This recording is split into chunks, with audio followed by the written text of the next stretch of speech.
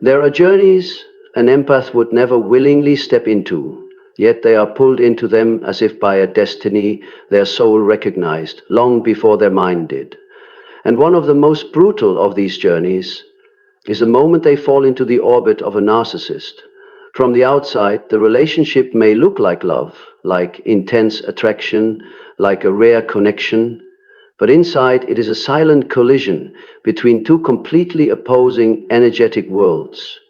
On one side, a heart born to feel, and on the other, an ego born to possess. That collision becomes the doorway that leads the empath into the dark night of the soul, a passage where they must endure 7 layers of collapse, 7 moments of stripping down, 7 stages of disintegration and reconstruction before reaching their own awakening.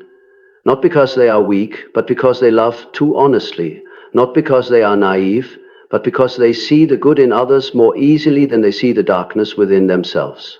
Jung once said that the soul cannot mature without confronting the shadow in the unconscious, and an empath only truly understands their own nature when they are forced to face the wounds that were formed long ago. Wounds the narcissist inadvertently triggers, magnifies, and exploits. The dark night of the soul does not descend in a flash.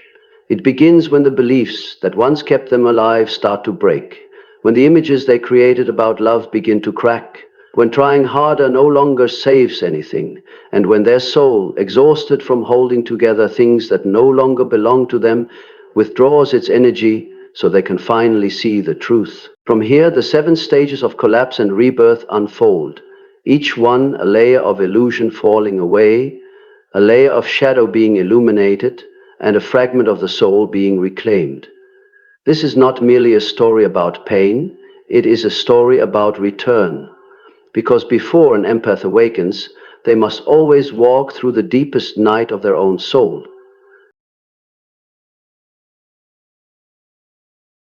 Stage 1. The moment you realize something is wrong. The dark night of the soul for an empath doesn't begin with dramatic events. It begins with the small, ordinary moments. The times when something in the relationship feels slightly off, yet you can't point to a concrete reason. The moments when your intuition flashes red, but your mind keeps defending the other person. It begins the moment the one you love still treats you kindly, yet you feel yourself slowly being pushed out of their inner world. They still talk to you, but they no longer truly listen. They still touch you, but the connection feels absent.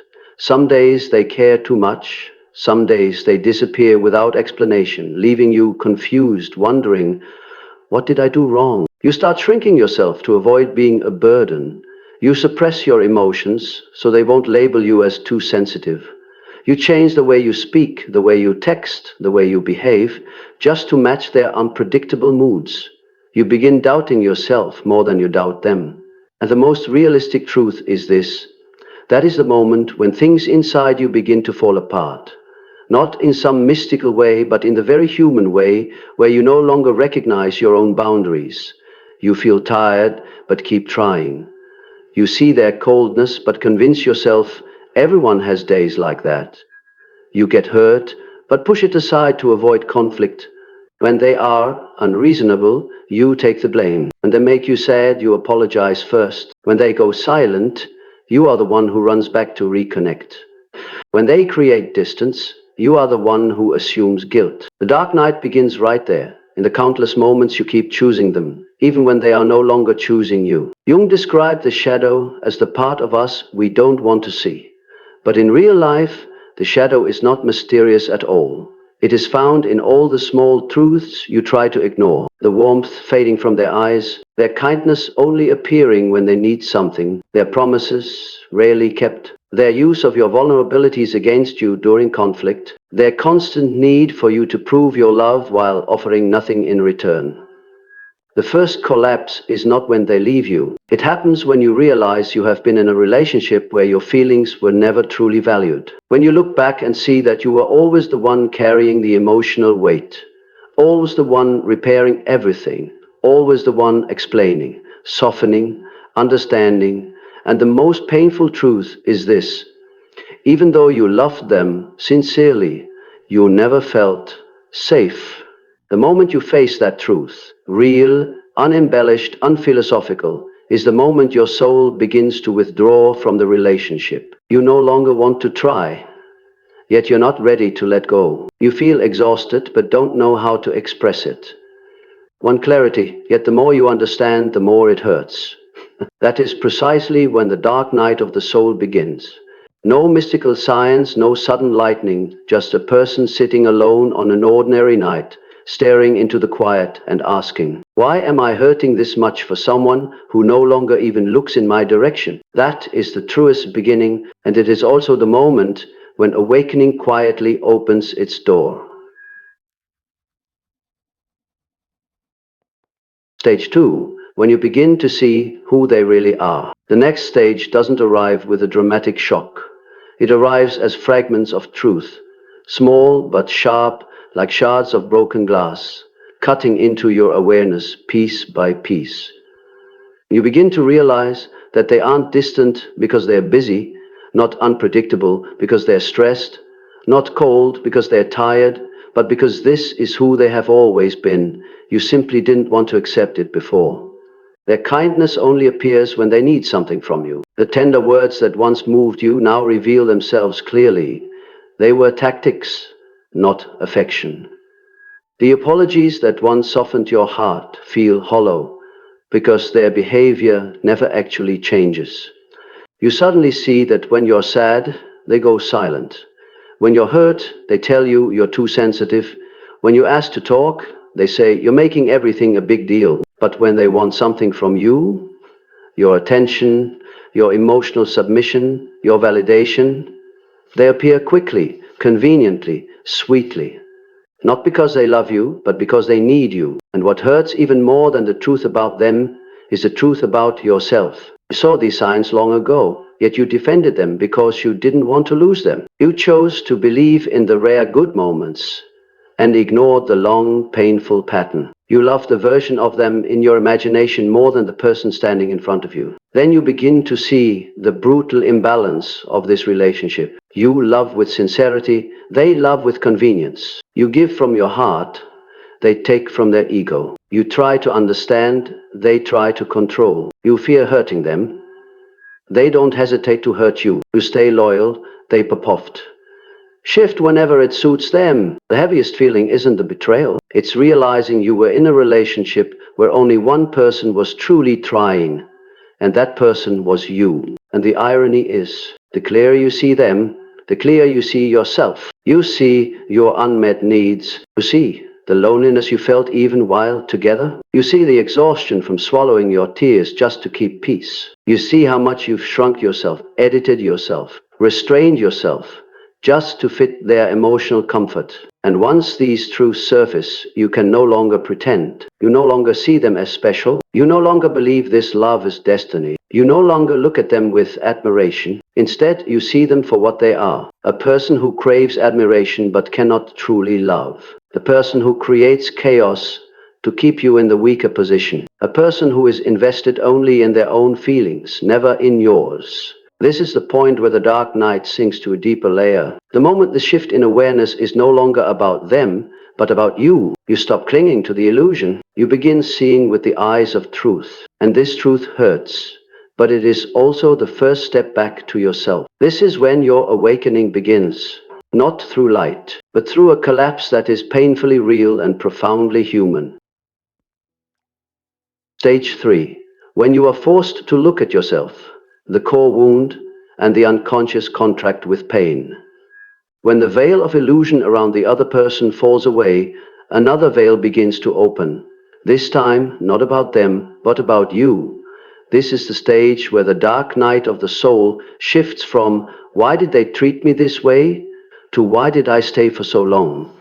From, what did they do to me, to, what inside me allowed this to continue. You begin to recognize, painfully but honestly, that the narcissist was not an accident.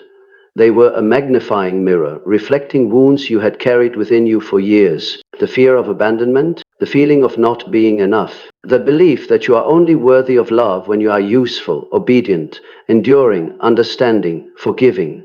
You look back at your childhood and notice pieces you once dismissed as normal. Perhaps a parent who was always busy, always tired, always irritable. And you learn to be good, independent, low mental, so you wouldn't be a burden. Perhaps moments when you cried, but were told, stop overreacting. Perhaps times when you needed to be held, but instead received silence, judgment, or the demand to be stronger. From these experiences, a quiet belief was formed. To be loved, I must shrink myself. To stay, I must be useful. My emotions matter less than other people's comfort. And so, when you met the narcissist, all these beliefs unconsciously placed you exactly in the position they needed. The one who endures, the one who absorbs emotions, the one who listens, understands, forgives, adjusts, the one who bends themselves to maintain the relationship. The narcissist did not create the core wound, they only dug into the wound that already existed, using it as an anchor to latch on to your nervous system and your energy. At this stage, the dark night of the soul is no longer about what they did. It is about standing in front of a mirror and asking, for the first time, why does this kind of love feel familiar? Why do I feel like I must be deserving just to stay? Why do I feel guilty for setting boundaries, even when I'm the one who's hurt, who told me that silent endurance is the price of love? These questions are uncomfortable because they unravel an inner history you have lived with for decades. But they are the key. You begin to see the link between how you reacted to the narcissist and how you once reacted to the people who shaped your early life. You used to guess your parents' emotions to avoid anger, just as you learned to guess the narcissist's moods to avoid conflict. You used to accept being ignored to avoid being a bother, just as you accepted their silent treatments to avoid confrontation. Now, you used to fear saying, I'm sad, because it might make you seem weak, just as you held back your tears in front of them to appear strong, mature, above it. This is the brutal part of the journey, because it forces you to admit that a part of you chose familiarity over health. The cold embrace of the narcissist feels like something you've known before, and that familiarity feels like a distorted form of safety. Jung called this the power of the unconscious. We do not attract what we want, we attract what is familiar to our wounds. Facing this truth is not about self-blame, it is about reclaiming your power. Because only when you understand how you signed an unconscious contract with pain can you finally tear it apart. In this stage, you also begin to notice another truth. You are not only angry at them, you are angry at yourself. Angry for seeing the signs early, yet staying. Angry for forgiving too quickly, too often. Angry for dismissing your intuition. Angry for letting someone enter the deepest part of your soul without realizing they were never safe to hold it. But beneath that anger lies a vast sadness. A sadness for the version of you who tried so hard to be loved in the wrong way. A sadness for the inner child who learned to endure far too soon. A sadness for your own soul when you realize that the very first person who abandoned you was you. And this is where a new doorway in the dark night opens. Not the door that asks, why are they like this? But the door that asks, from this moment on, do I still want to live like this? This question isn't philosophical, it's painfully practical. Do you still want to keep shrinking yourself? Do you still want to return to relationships that make you question your worth? Do you still want to use endurance as currency for a love that always costs you your peace? When this question becomes loud enough, your soul begins to shift direction. The pain is still there, the memories remain, but the energy inside you no longer revolves around them. It begins to revolve around you. What you need to understand, what you need to heal, what you need to say goodbye to, what you need to accept as impossible to save. And that is the moment, within the darkness, a new kind of strength begins to rise. Not the strength to hold on, but the strength to let go. Stage 4. When you realize they will not change, and the pain no longer comes from them, but from the truth that you are hurting yourself. This is the stage where many empaths stay the longest, sometimes the most painfully, because it strikes at a truth too bright to ignore. The narcissist will not change. But you have changed so much that you barely recognize yourself anymore. You tried everything. You were gentle, then firm. You were patient, then honest. You brought up the issues, then you stayed quiet. You forgave and forgave again. You gave them not just chances, but your time, your stability, your trust, your emotions, and nearly all the subtle energy that only an empath can give. And then you look back and see something numbingly painful. Nothing changed. No deeper understanding grew. No improvement lasted. No real effort ever came from their side. It was always you orbiting around their emotions, while they orbited only around the emptiness inside themselves. Then you see something even deeper. They do not change, not because they won't, but because they can't.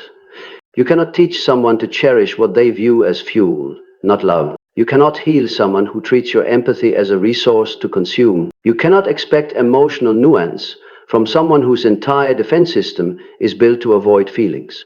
You cannot ask for a heart of compassion from someone who views the world entirely through the lens of self. And when this truth hits, the pain no longer comes from their coldness or cruelty. It comes from the realization that you stayed, even after you were no longer compatible with the space you were in. This is the moment when two images become clear. One person stuck exactly where they've always been, and another person changing every day. That person is you. You realize you are no longer easily manipulated. Sweet words no longer soften you. Silent treatments no longer panic you. Their sudden bursts of charm no longer convince you they've changed. Instead, you begin seeing the pattern. They only improve when they want to pull you back into the old cycle, and they always return to their true nature once you soften. Once you see the pattern, the game loses its power. But the most important truth of this stage is this. The pain now is no longer the pain they cause. It is the pain of realizing you kept holding on to something that no longer fits. It is the pain of self-betrayal, the pain of grieving the version of you who kept giving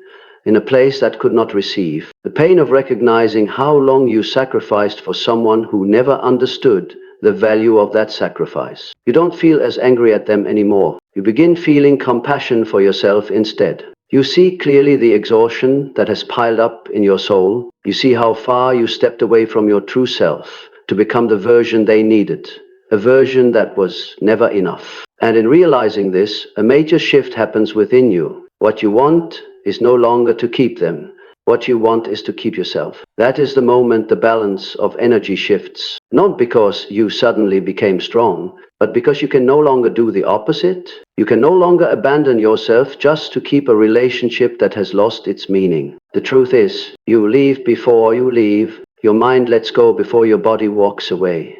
Your heart stops hoping before your effort stops. And at that point, the pain is no longer something the narcissist inflicts. The pain becomes your soul's final warning that you are about to enter the next stage. Energetic detachment, reclaiming your selfhood, breaking the unconscious loop. This is the most important threshold of the dark night of the soul. The moment you understand that the greatest wound does not come from another person, but from continuing to stay in a place your soul no longer belongs. And the moment that truth pierces you, you begin preparing, even without saying it aloud, even without a final decision, for something you never dared consider before. Grieving to save yourself.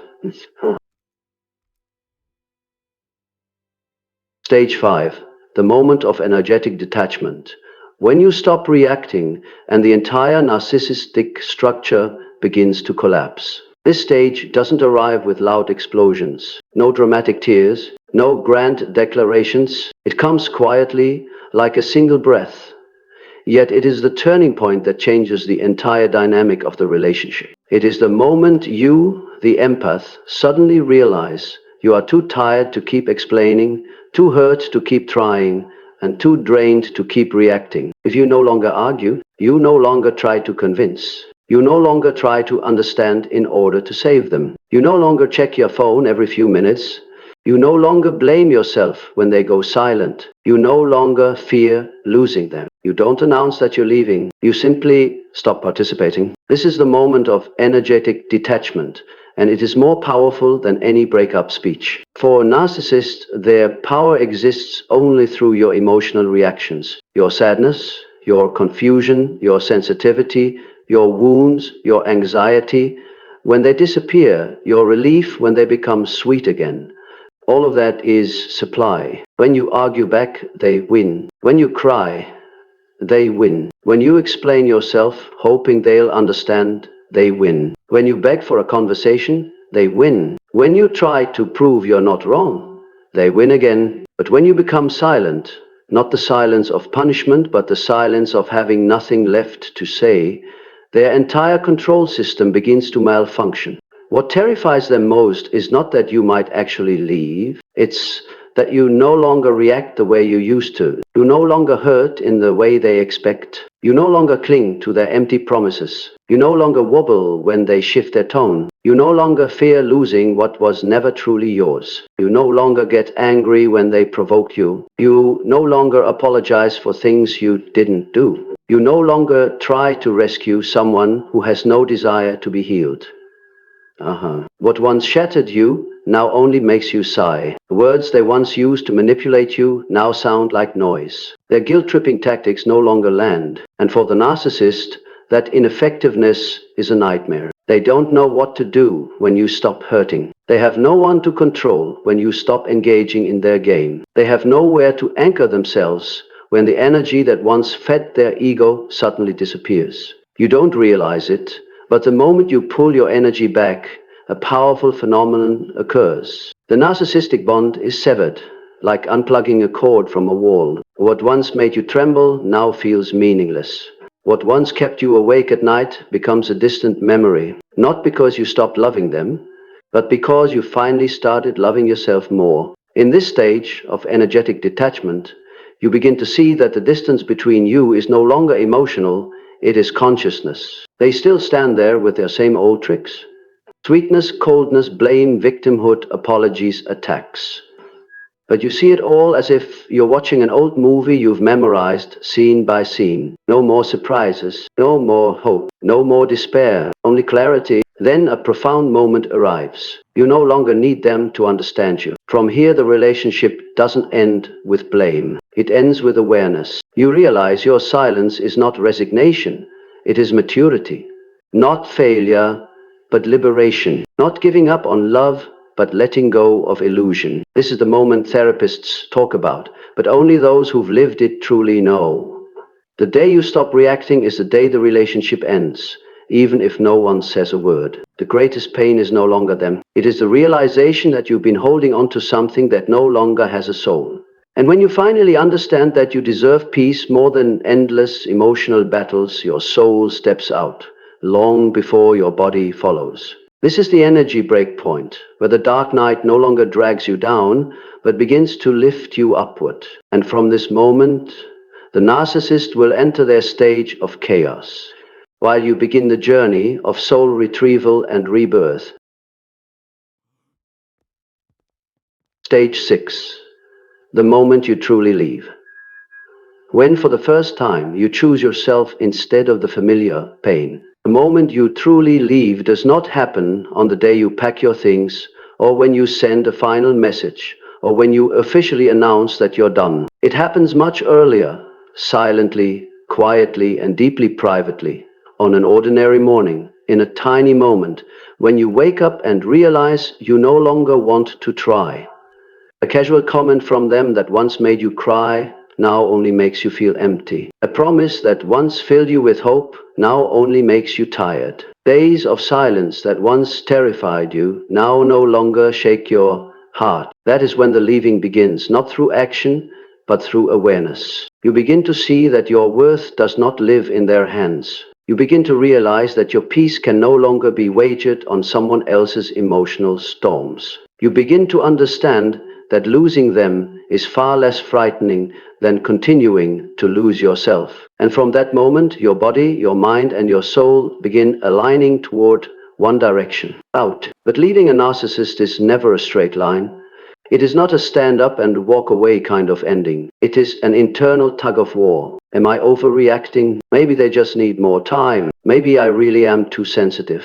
What if this is the love I was meant to heal? Those questions pull you backward like old energetic cords. But this time is different, because you are no longer searching for answers to keep them. You're searching for answers to keep yourself. And that is the biggest shift of all. In this stage, something very specific happens. You begin to feel the mismatch in frequency. Your energy changes, theirs does not. You want peace, they want power. You want understanding, they want control. You want sincerity, they want your emotions as fuel. You want healing, they want the loop to continue. And when the frequencies no longer match, you cannot stay, not because you hate them, but because you cannot keep betraying yourself just to fit into something your soul has already outgrown. The moment of leaving is not dramatic, it is surprisingly ordinary. Sometimes you are washing dishes when a quiet knowing whispers, "I'm done." Sometimes you are driving home, watching the traffic flow and thinking, "I can't do this anymore." Sometimes you sit silently beside them and realize the person in front of you is not meant for you and never was. Not because they are evil, but because they are incapable of giving you what you have given them so freely. Not because you lack patience, but because you have been patient far beyond what a healthy heart should endure. When you truly leave, you no longer need their apology. You no longer need them to understand how much you hurt. You no longer need them to acknowledge their mistakes. You no longer need them to change. You release every expectation tied to them and hold on to only one thing: your right to live a life that doesn't require surviving someone else's chaos. And the most fascinating part is this: the moment you leave, they feel it, not through your words, but through the shift in your energy. A narcissist always knows when their supply no longer belongs to them. They become unsettled. They begin seeking you out. They say the things you once longed to hear, but that no longer move you. They perform the role of someone who has suddenly changed, but this time you no longer believe it. Not because they are unworthy of forgiveness, but because you are no longer willing to be hurt. The moment you truly leave always happens inside you before it happens outside.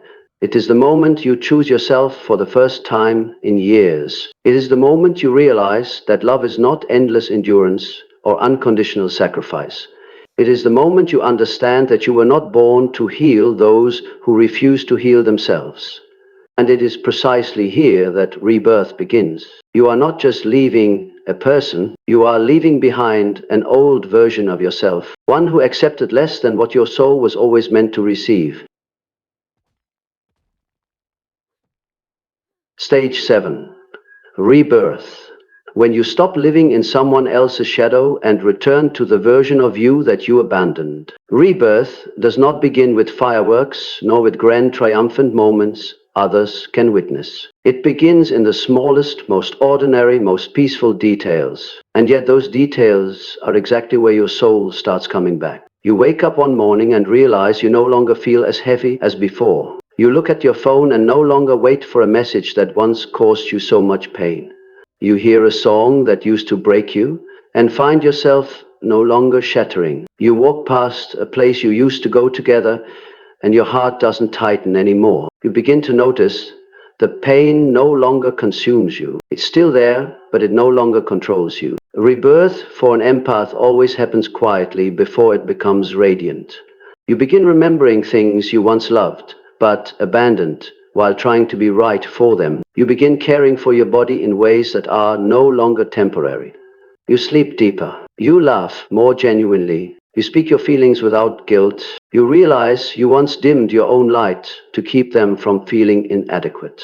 And now you understand that your light was never meant to be hidden, but to be lived. This stage often comes with a powerful truth. You begin seeing yourself more clearly than ever. Not the distorted version you twisted to fit them, but the real version.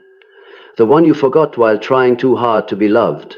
The wrong way. You realize you are deeper than you knew, stronger than you believed, more straightforward, more intuitive, more lovable than you ever gave yourself credit for. You realize you weren't weak for loving them. You were simply honest. You weren't foolish for being manipulated. You were living through your heart. And you realize that your heart isn't broken. It was exhausted, depleted, overused. But it never lost its ability to love the right person. In rebirth, the most important transformation happens in your energy. You begin reclaiming the parts of your soul you once gave away unconditionally. Piece by piece, the quiet evenings where you sit alone and feel a part of yourself returning. The moments where you no longer feel the need to prove anything. The sudden clarity that you did not lose, you were set free. Then you begin to see the world with new eyes, clearer, sharper, less illusioned, more intuitive. You look at others and can now distinguish between real love and possession. You look back at the old relationship and feel no pull, no longing, just understanding. You realize you didn't fall because you were weak, but because you were learning to become the strongest version of yourself. And the most important moment in rebirth is this. You no longer want to go back, not because you hate them, not because you want to prove anything, but because you have traveled too far into your own evolution to return to a place your soul has outgrown. You are no longer enchanted by empty apologies, no longer swayed when they try to pull you back, no longer see them as destiny or the one. You look at them with calmness, and that calmness is the true ending. Your rebirth is not just about leaving them. It is about coming back to yourself, back to the light you once hid, back to the worth you once let others define, back to the inner voice you silenced for too long, back to a life no longer centered on keeping someone from leaving, but on keeping yourself whole. And from here, you do not simply walk away from a relationship. You step into an entirely new season of life. A season where you do not need anyone to validate your worth, where you do not need to sacrifice to be loved, where your heart is allowed to feel safe, to feel peaceful, to choose the right person. The dark night of the soul ends here, not when someone saves you, but when you save yourself. When the journey has moved through all 7 stages, the empath arrives at a truth they had never dared to touch before. The darkness was never there to devour them.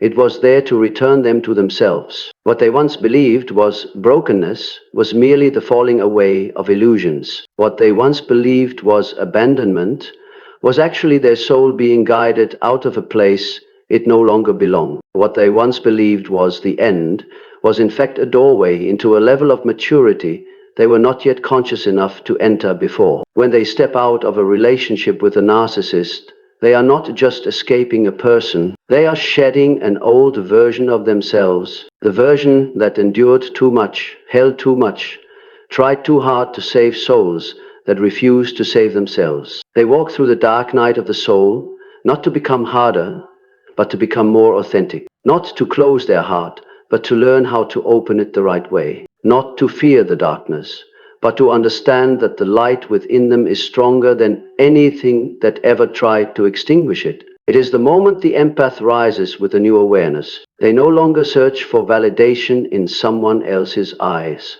They seek truth in their own soul. They no longer get caught in narcissistic cycles. They walk forward with clear boundaries, solid self-respect, and an inner world no one can manipulate again. And the deepest truth of all is this. They no longer hurt because of what happened.